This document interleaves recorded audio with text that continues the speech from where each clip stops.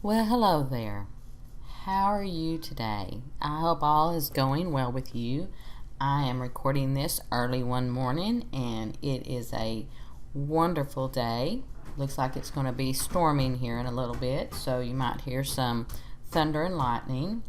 But today we're going to talk about the context of social work research.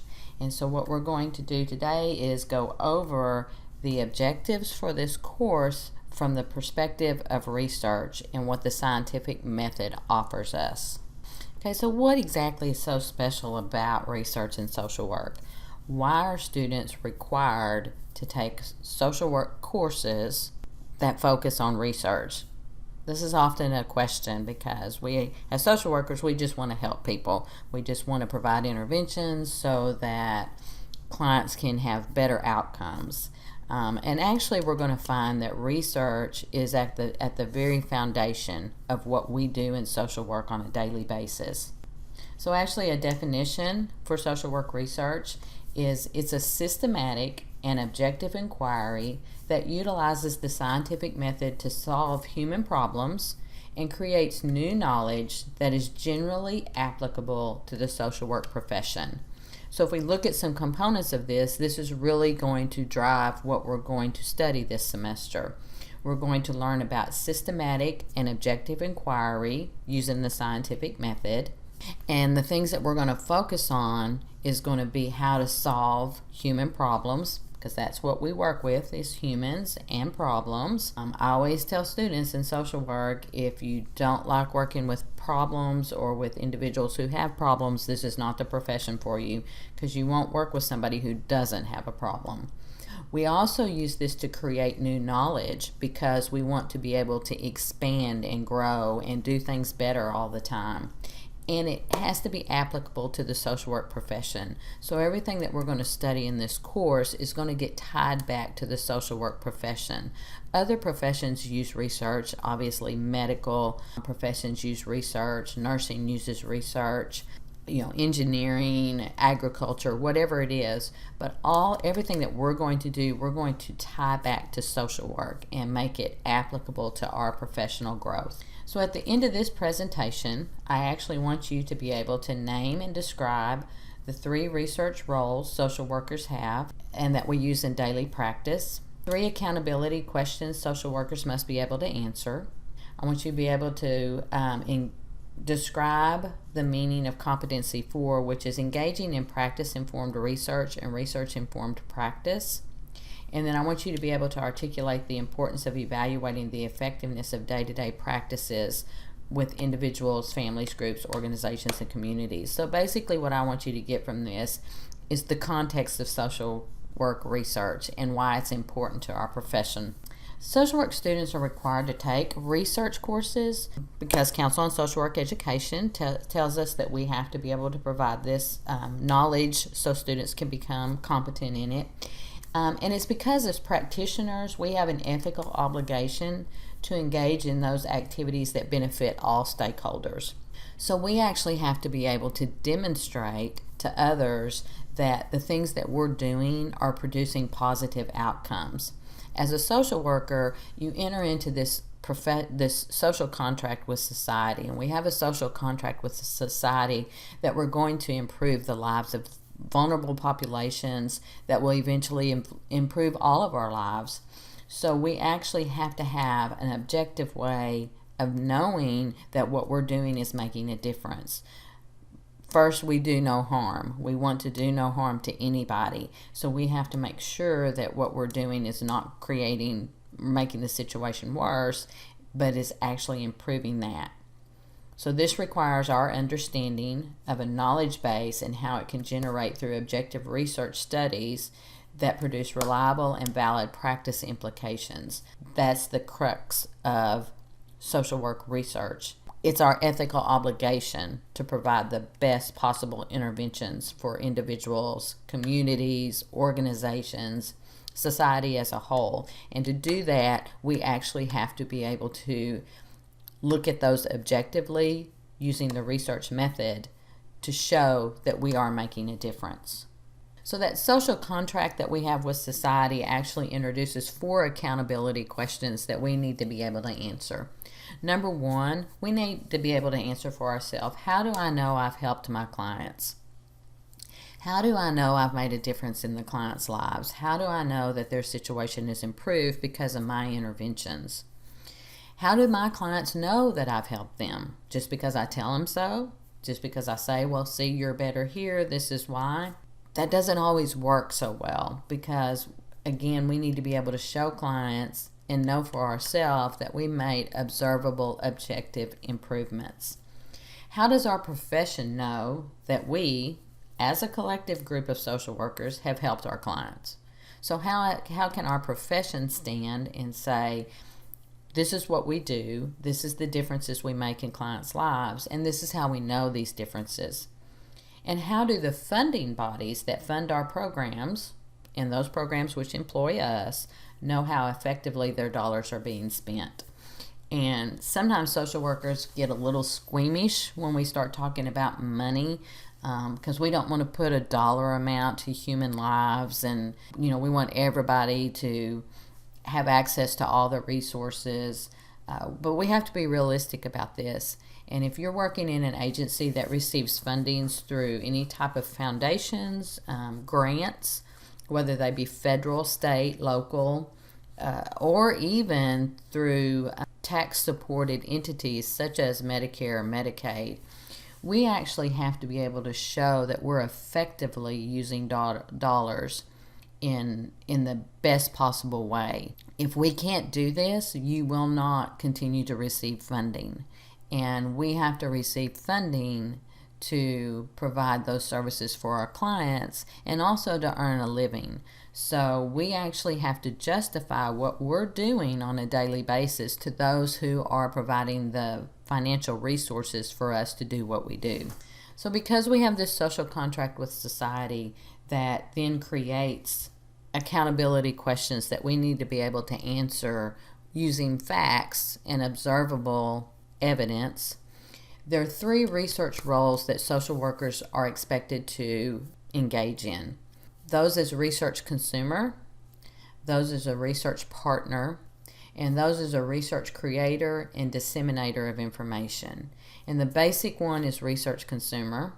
Research partner is active. Research creator and disseminator of information is also active. So we have a passive role, and then we have 2 active roles that we need to take in terms of research. So more of the passive role is that of research consumer. And as a research consumer, we want to be educated and informed. We want to be able to evaluate objectively the evidence that we're receiving that others have produced that tells us the intervention or the activities we need to engage in. Okay, so you need to engage in research-informed practice. So that means whenever we're working for an agency, or if we're working independently in private practice and we're using a specific type of intervention method, cognitive behavioral therapy, psychoanalysis, whatever it is, we need to be able to read research, ongoing research that's being published, and evaluate it for quality, for credibility. To do that, we have to have a good understanding of the scientific method and how research is carried out to make it objective and to make it credible. So that way we can read in between the lines the things that we're being told. If you're going to a conference and you're receiving information, somebody's doing a presentation about the results that they have from an intervention, you should be able to listen to that presentation and ask questions about their methodology, because that's what's going to inform you about the credibility of the findings. So we have to be educated and informed about the research process to be a good consumer of the research.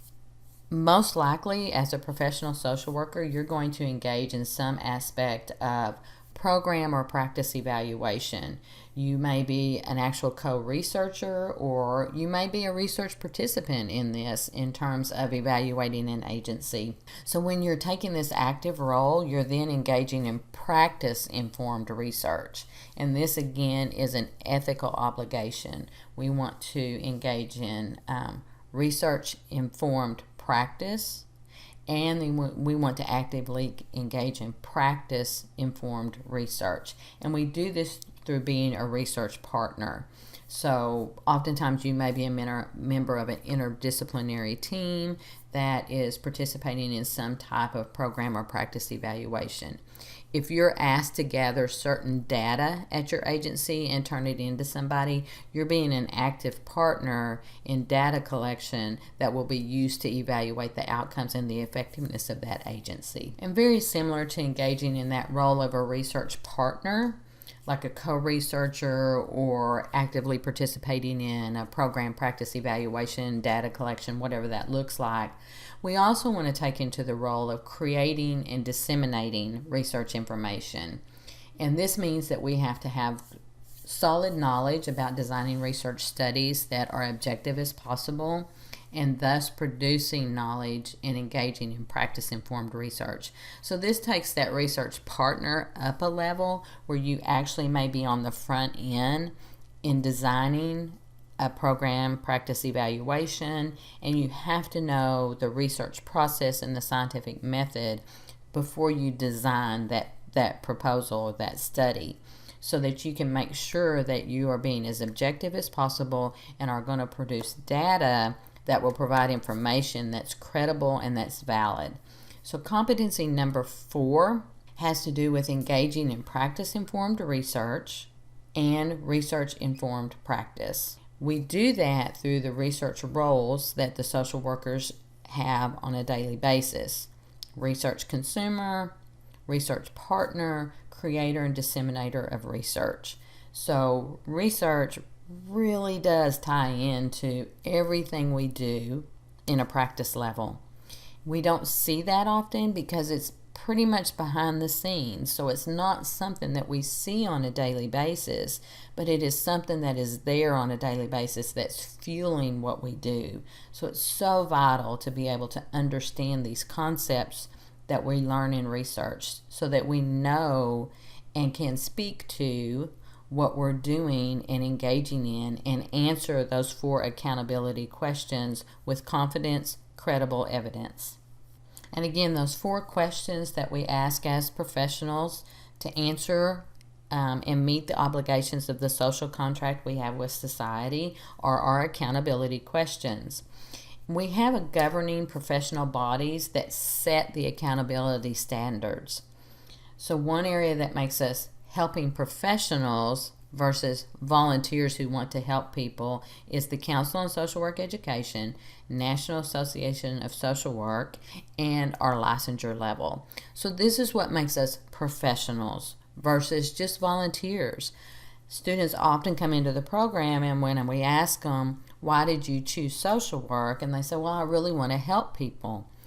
Perfect. You really do want to help people to be a social worker, but you can help people without actually going through the grueling experience of getting a 4-year degree and sitting for a licensure, then moving on to a master's level. That's what separates us out as professionals. And so we have these governing bodies, Council on Social Work Education, which provides the competency in the areas that we need to be able to demonstrate knowledge, skills, and abilities in to be effective social work, and the National Association of Social Workers, which really outlines our professional and ethical standards, and these intertwine with each other. And again, as I've said before, at the foundation of all of this is the research aspect of it. So demonstrating ethical and professional behavior means we engage in practice-informed research, research-informed practice, to evaluate what we do with individuals, families, groups, organizations, and communities. And it's this that helps make us the professional body that we are. So as you develop the knowledge and the skills for the research practice, and you put these into action, you'll be carrying out your roles of research consumer, research partner, and a creator and disseminator of research knowledge. And that helps uphold the standards of the professional social work practice. Most important, to provide services and resources that improve the lives of all people in a global world. So that's why we have to sit through research. And I hope you don't just sit through research. I hope you get excited and actively engaged in it. It can be fun. It is challenging. It brings together all the skills that you need in obtaining a higher education degree, which includes critical thinking, problem solving, communication in terms of oral and written communication. Brings everything together that you need to become a successful practicing social worker. So what we're going to move into next is we're going to look at the ways of knowing, which will lead us into the scientific method. So anyway, how do we acquire the necessary knowledge base to help our clients? This may be your first research course. So you obviously don't have high level of skills to conduct research to create your own knowledge base. So there are other ways that we have of knowing so that we can help clients, especially early in our careers. So the objective for this part of the presentation is at the end of this presentation, I want you to be able to list and give examples of the 5 ways of knowing. And these 5 ways of knowing include authority, tradition, experience, beliefs and intuition, and the scientific method.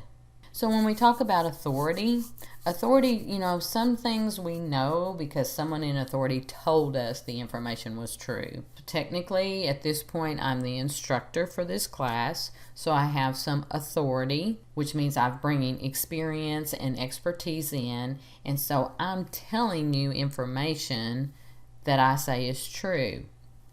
So you're relying on me to be able to get accurate information. So sometimes we have little choice about relying on authority figures as we learn and assimilate into our profession. And again, when you do your field practicum, you're going to be relying on the authority of your supervisor or your task supervisor or your social work supervisor to tell you the way things are done. Just try to imagine what it would be like if you had to verify everything an authority told you. Everything they tell you, you have to go look up. Is it credible? What's the support of it? And we don't do that. There's just no way we have the time, the opportunity, the resources to do that. So sometimes we actually have to trust that authority.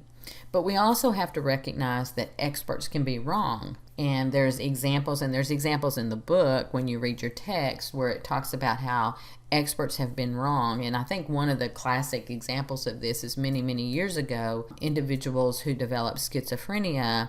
This was linked back to poor parenting and oftentimes back to the poor parenting on the mother's side. So experts can be wrong. It's ongoing, ever-growing, and knowledge changes. So we actually have to be able to question authority at times. We actually have to be able to revisit research and redo it and replicate it to see if anything changes. So authority is a wonderful thing, but we should never just take it and accept it without questioning it. And then, of course, we have experience.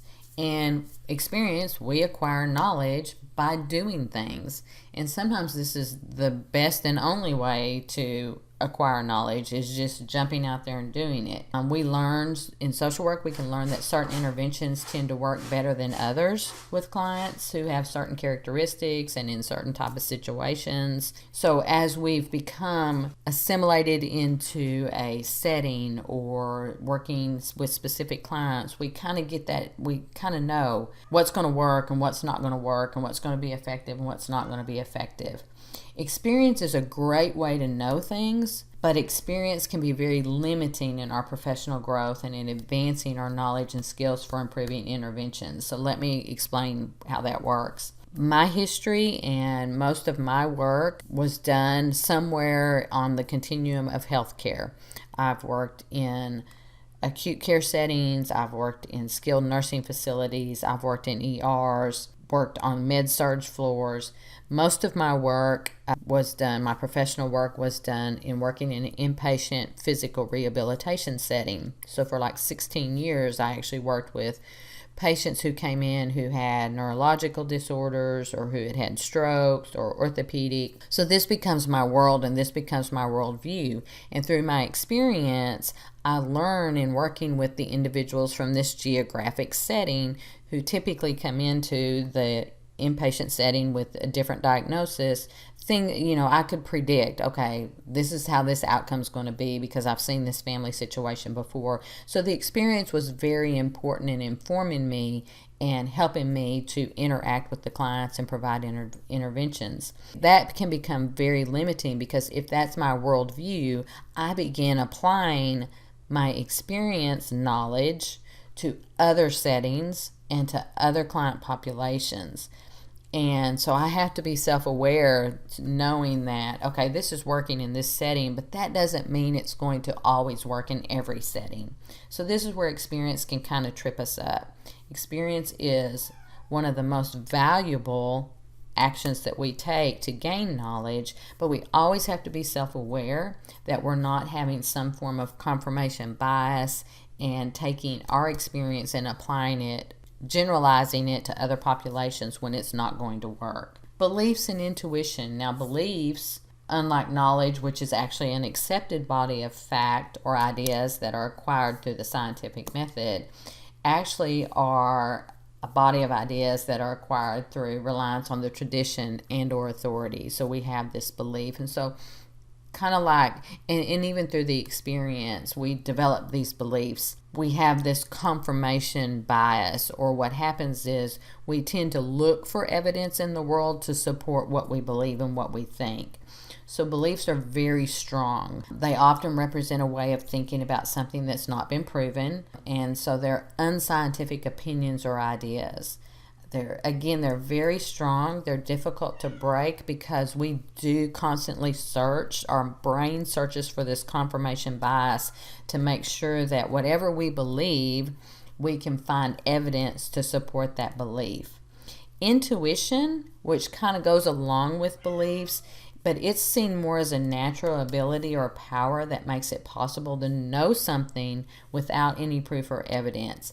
It's that feeling, it's that gut feeling you get that something's just not right here, or there's something else behind this. And a real fun aside about intuition, if you want to read a really good book, it's not really difficult, How We Decide by Jonah Lehrer.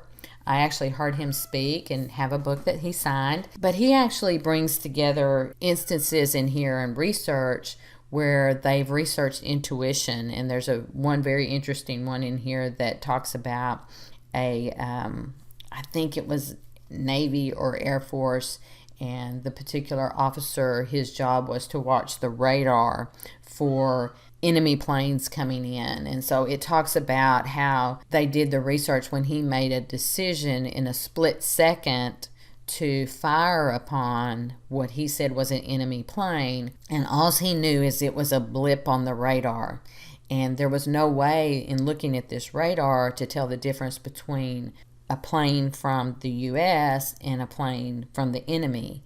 And when they went back and looked, they found that the brain had stored over time these patterns that were so minute that they weren't obvious to anybody in terms of those blips on that radar. But his brain keyed into this one blip that was just so slightly different. You would not be able to know it consciously. There was an unconscious intuition there that this is just not right. I have to make this decision. In saying this, there's some scientific evidence that actually is being reported now and is emerging through neuroscience that shows intuition is something that's very valid, and that your brain has possibly collected this information over a long period of time and it's in your unconscious.